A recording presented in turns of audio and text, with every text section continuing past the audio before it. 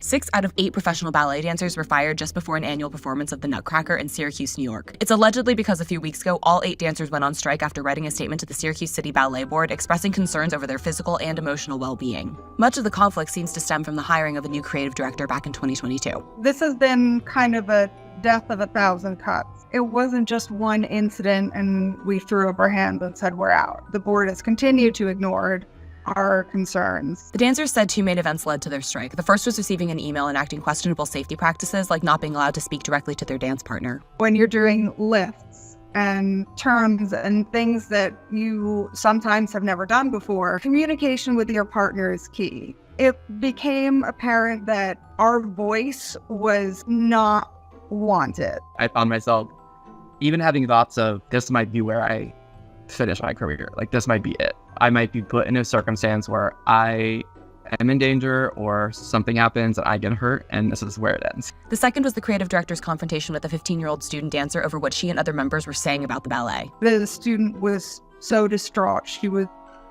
in tears and feeling like she had just been verbally attacked. During the strike, the dancers and the board met to discuss possible solutions, but they were unable to find any that suited both parties. Consequently, 6 dancers were fired. The board issued a statement to local news Syracuse saying, "Based on the ballet's initial review of the matter, there do not appear to be any valid safety concerns which the ballet has not addressed. If this is a strike, the ballet believes it is unlawful because employees do not get to demand who the ballet can hire and fire based on their personal preferences." One of the things we were advocating for did happen. There are 2 members of staff we were concerned with. One was put on administrative leave, but the other was to be essentially promoted to her position.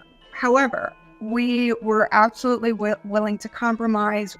The dancers have said they're really appreciative of the support they've received from the community and don't want anyone to boycott the show on their behalf. But their fight for change is far from over. We want to fight for some pretty severe changes in how dancers' rights are looked at, because right now it's just who's willing to do the most for the least. That's a problem for a lot of reasons. With the Nutcracker set to open this weekend, all eyes are on the company to see how it'll pull it off without most of its original dancers.